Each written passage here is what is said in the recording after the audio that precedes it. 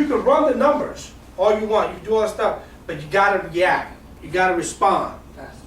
Right? You gotta respond, and that goes through systems. And that goes through having the right people, having the right things in place, so you can get the contracts out and get the contract locked up. Then once you got locked up, then you can get into more time, like driving to the property, looking in the windows to see if it's vacant, or get into the property if there's a lockbox on and so forth. Then you can start looking at, okay, it's gonna cost me $5,000 for this room, floors, recess lights. You can start doing all the numbers. I need to know where my money's coming before I do a.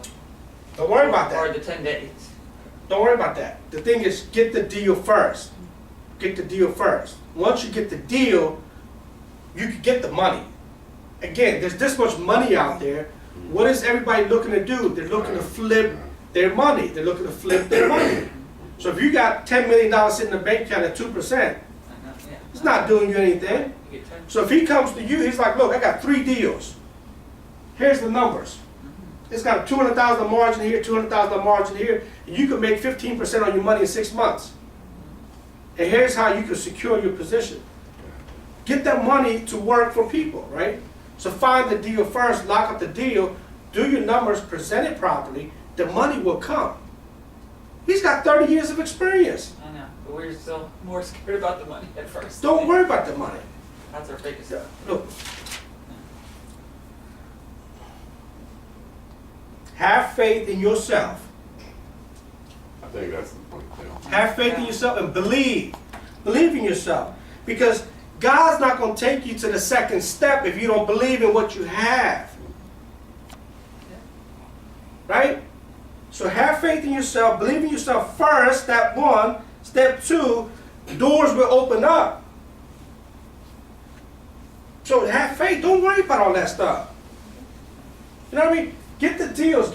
Put your knowledge to work. Put him to work. That's what I was telling you last time. He's your key. You have a weapon right there. No, seriously. And you got to make that to turn by having the right system, the right people, and the right knowledge to using the tools that are already available to you. You have a lot more than you really think. You do too. Yeah, I was going to say, a lot of, I haven't put that much thought into it, but I mean, that's a lot deeper than I would have went before. I actually would have tried to figure out how to, this is what I'm afraid of, giving away too much information. Like when you say lock it up, you mean like put in an offer or contact the agent, right? Of course I'm disclosing I'm an agent. And you also disclose that you're looking to making an investment property, flipping it, or whatever you're doing. So how do I reach the investors? And I mean, because if it's locked up, it doesn't matter if they know the address, it doesn't matter if they see it and they want it for themselves. So, I mean, it's about networking. So how do I network, find my deals, lock it up without giving away, what I'm trying to do? Well, okay, so first thing is, you're fishing, I call it fishing, you're fishing in the MRI's pool. You got the little rod, you got the fish, blah, blah, blah. You're fishing with thousands of other people, right? Mm-hmm. So the first thing is you see a deal, I use zip forms. So we've created templates, basically in zip forms. Mm-hmm. So all the templates are already established. We remove the address, we put in a new address. The contingencies are the same, Okay. right? We change, keep the earnest money deposit the same, keep everything else the same. Okay. And the goal is to submit 10 to 15 contracts a week. Okay. Right? So you never know which one's going to come through. But if you look at all your numbers, and this right here is the basics right here. This will tell you if the house has a $50,000 or $100,000 or $150,000 margin. You should have a 20% profit in here somewhere. But Yeah, it'll show you how much more, if you do these numbers properly, Mm-hmm. right? You'll know, okay, like I know this, I grew up in this area. So I know if I buy a house in Burke for $110,000, that's a deal. I don't have to think about that. I know if I get a house in DC right now, Pepperworth for $250,000, that's a deal. I don't have to go think about that. Mm-hmm. right? So you gotta know your neighborhoods, you gotta know your areas, right? If somebody called me today in Bowie, Maryland, say, look, I got a house for you right now for $200,000, that's a deal. Yeah, because it's the supply and demand. Where do people wanna go? People are looking to upgrade. People are looking to upgrade. They want better school systems for their kids. They want better environments for their families. People are looking to upgrade right now. So if you look at the last 5, 6, 7 years, people haven't really moved. People have been stuck because of the equity and because the market's gone down, the home value's been upside down, $200,000 or whatever. Things are starting to shift and change. People have been saving money, their credit's gotten better, they got jobs. People are looking to upgrade right now. They want it foreclosed on. Right, so you have to, you almost have to, like, Towards that. you know, I don't say speculate. I'm not saying speculate. I mean, know your area, know your market, know your trends. So, like, if I know I buy something in Bowie today for $200,000, and it depends on the zip code where I'm buying it, I could get rid of the thing for $350. But I also know that the house I'm going to buy is maybe 10 years old rather than 50 years old. Because if it's 10 years old, I could keep the same windows. I might be able to keep the same roof. I might be able to keep the same floors. I might have to just do some basic cosmetics, right? So all these things go into play, right? So if I buy something in the C or D neighborhood, the home was built in 1930, and it's a rambler, and maybe they did something to it over time, maybe they haven't. It may have foundation issues. The house may be selling. You know, there might be additional things that are going to come up with that house. So you're going to probably put in more money in that project than you will in the house that was built in 2006. Right? But the house in 2006, you may buy it for more money, but you got to put less money and time into it, and you can get it back on the market. And people, since they're looking to upgrade, that's going to have more better value. Well, let me ask you about the property then that we talked about when we first came in DC. There was no exits out on that contract. There couldn't be any, except there's no appraisal.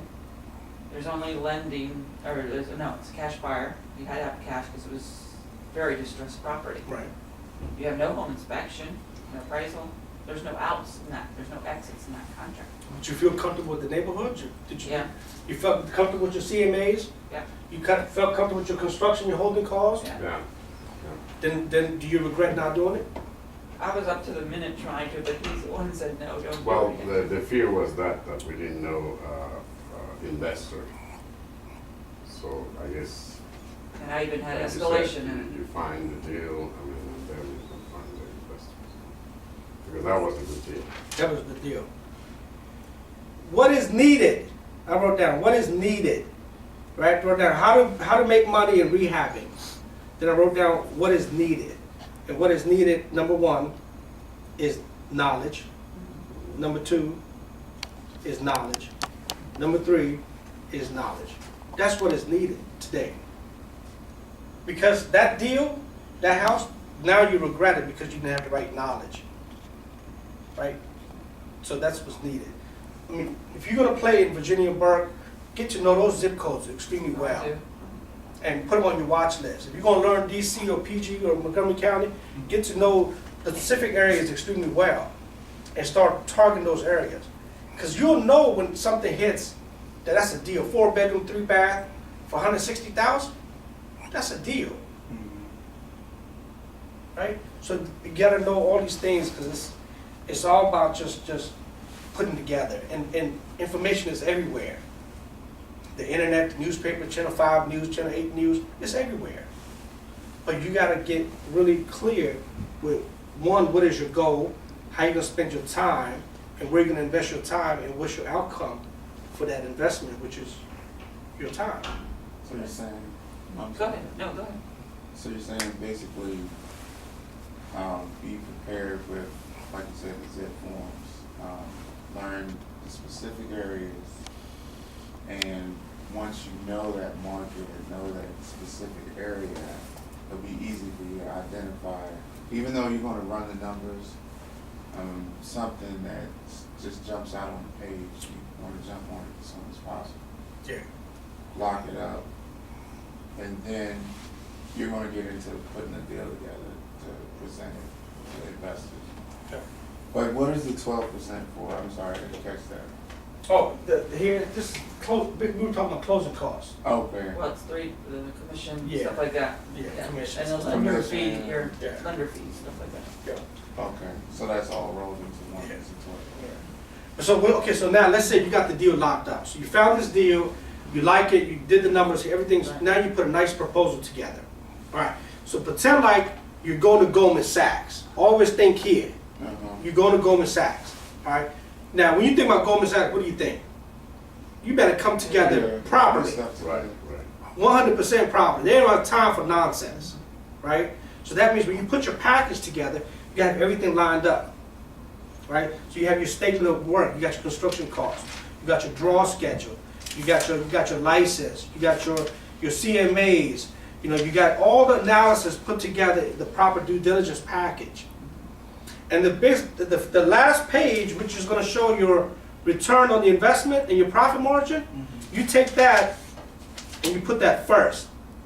Because what do investors want to do? Time value of money. They want to know how much money they're going to make first, not last. They're not going to flip through all this to figure out Right. how much money. No, they want to know first. So you go to them, you say, look, I got 3 deals, that's $100,000 each. And then they're going to go through it. Then they're going to take the time to flip through it and look at it. Right? That's how you put it together. Because they got all this money, they got all these people coming to them with very few deals, but the one that's professional and prepared is the one they're going to pay attention to. Because if I got $100 million, he comes to me, or she comes to me with a very bad package, your package is very, I'm going to go with the one that I feel comfortable with. Why am I going to put my money on somebody that can't even put a package together? Right? So these little things, they all matter. So you getting your licenses and everything, that's great because it's going to help with the package. Right. It's going to help with your package. Do you invest in Capitol Heights? That was on my, Oh, I yeah. see a lot of properties coming on cheaper, but how is it? I actually got one right now on 609 Cedarfield, zip code 20743 is Capitol Heights / There's a lot of Pleasant. properties coming on MIS now lately. Right, right. So again, you gotta buy it right. I bought this one for $41,000. It's 3 bedrooms, it's 2 levels, and we started the process 5-6 months ago. And so I went to look at it. I got it all locked up and everything, got it approved, everything like that. And then I went and I looked at it, analyzed it, and got into the house because she wouldn't let me into the house for a while. And then so I finally got into the house. Got there, she put in brand new windows 2 years ago. She did her roof 5 years ago. She put in a brand new furnace system, Wow. brand new water heater. The ones I'm looking at are very Right? distressed. And I'm like, wow, this is $41,000. This is the only thing I gotta do is place the floors and paint the house, put some crown molding and throw some granite. I'm out of there. I get rid of that place for like $159. I bought it for $41,000, Sweet. right? So they're out there. You just gotta be constantly looking at how you spend your time and what you're doing with your time. And what you're doing is an income producing activity. And how fast can you turn that? I get that thing done in maybe a month.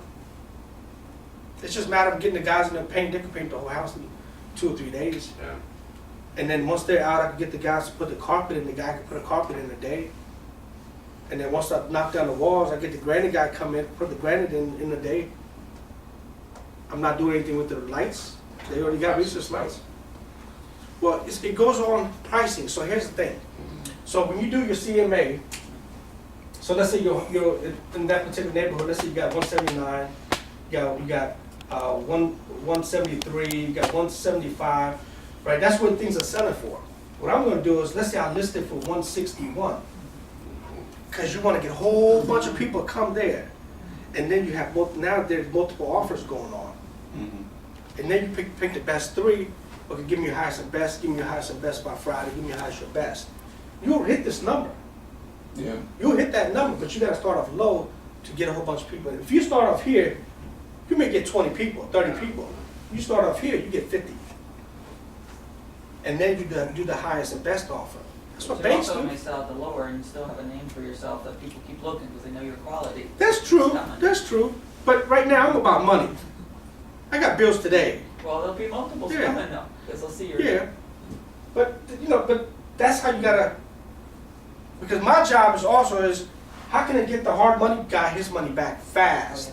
Yeah, Because his thing is tick, tick, tick, tick, tick, it's right. ticking every day. So you gotta turn his money, the faster you give his money back, do you think he's gonna give you more money for your next deal? Yeah, he will. Or, I mean, if you do good, if you do Yeah. bad, no. Yeah. If you got my money back to me in Yeah. 5 months, and you proven to me that you Oh, could yeah. do this, and you come back to me with another deal, Yeah, and I'm like, yeah, sure, I'll give you another deal. And then you do it again, and then now you start to negotiate the fees. So let's say the first deal, I charge you 12 and 5. The second deal, I charge you 12 and 5 to see how you do. The third deal, okay, I go to 12 and 4. Then then you build a relationship. Then eventually it goes to 12 to 2, right? So and you got to keep in mind that a lot of these guys, these hard money guys, it's not their money, it's not their paper that they're moving, it's not their money. It's other people's money that they're moving. So let's say I'm the hard money guy. I charge you 12 and 5. Let's say it's his money that I'm actually flipping, but I'm only giving him 7%. So I'm giving him 7%, but I'm charging you 12%. So I'm making money there, and I'm charging you 5%. He doesn't care. He's getting his 7%. Right. He was getting 2% at Bank of America, right? He doesn't care. Long as I'm working with him, getting his money back, he's gonna keep giving me money. Long as you got, so it's a chain, right? All hard money people want are good, reliable people that want to do this as a real business. And if you could show them that this is a real business, and you know, that's all they're looking for. They want to control their risk. They want to control their risk. So by you presenting your package properly, it's going to make them feel comfortable. By you having 30 years of experience and you putting your resume in there, it's going to make them feel comfortable. By you putting your real estate license, it's going to make them feel comfortable. Because they know that you can sell it at the end. You're going to start marketing it, right? And they want to get their money back. The chances of them getting their money back with you guys are a lot higher. But it's all how you present it. So find the deal, lock it up, do all your paperwork, put it all together, and all you got to do is these days just look up hard money. There's thousands of them will come up. I'll share with you some of the guys that I work with, and I'll send you their information also. Let me ask, how many days do you put with a cash offer? How many days do you close? I usually say it's 14, but nobody closes at 14. 10, choose 11 here. Yeah, but nobody does it. But you have title issues, you got stuff that comes up. Nobody, I mean, appraisal could take you 2 to 3 days, 4 days. I mean, people, it happens, but it happens rarely. People put out offers, hey, I close in 5 days. Bullshit. You can't close in 5 days. Logically, it just can't happen. And if it does happen, you're moving too fast and you might oversee something that cause you to butt $5,000, $10,000 mistake later on. So you want to take your time. You want to slow down, do it right, and look at things carefully because, again, it's an investment. So you do 14, but is that business days or is that calendar? No, I just put 14 days. So it's calendar. Right, and the thing is, here's the thing. Once you got the contract locked up, and you're the agent on the other side, and he's my agent, right? And so let's say I'm on the 13th day, and I say, hey, listen, I need another 5 days. Now I just bought myself another 5 days. You think you're gonna walk away? No, because you still want your commission. You think you're gonna walk away? No. So what's another 5 days? Right. Right? So you that's how you gotta work it. But the thing is to lock it up and get control of it. And once you get control of it, then present it properly to the hard money folks and get your money. And get the man started working. That's how you gotta do it. And then when you do your draw schedules, okay, so the draw schedules with the hard money guy are they're very specific on how they want to release the money. Okay, so it's a systematic thing. So we all know when you get a house, the first thing you're gonna do, demolition, right? So there's a cost for the dumpsters, there's a cost for the guys to remove the trash and all that stuff. So most banks, hard money guys, Well, your first draw can't be like 50%. No. No. So most guys want to do, so let's just say, if you got 5 draws, 1, 2, 4, and keep in mind the 5th one they're going to hold. Right. Okay, so the 5th one is held. So here, if you could do, let's say 20, and then you can do 30, then you can do 30, and then with the middle 2, because that's where you're going to order your kitchen cabinets ahead of time. You got to put a deposit down for your kitchen cabinets. You got to order your granites. You got to put a deposit down for your granite. So you're going to do that in the second draw. Maybe you have to order your windows, and windows could take 14 days. So then you're going to need money in your second and third draw for your windows. So that's where the big money goes.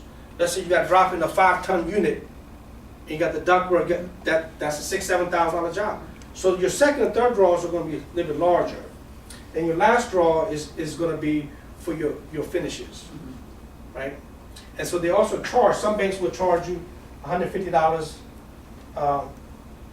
to come out and to inspect. Okay, was this demolition done properly, so I can release the money, and then charge a fee for that.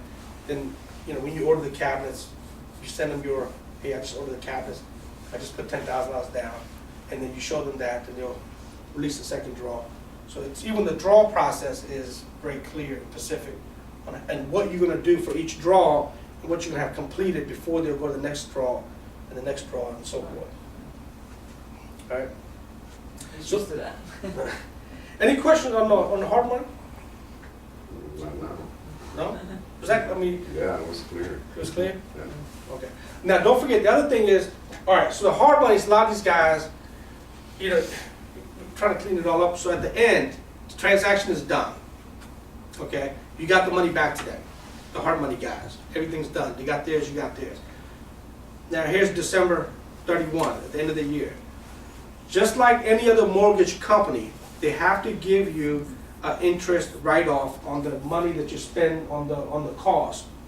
So let's say if your cost was $19,000 in interest, well, you get a 1099 at the end from them, so you can write that off against your project.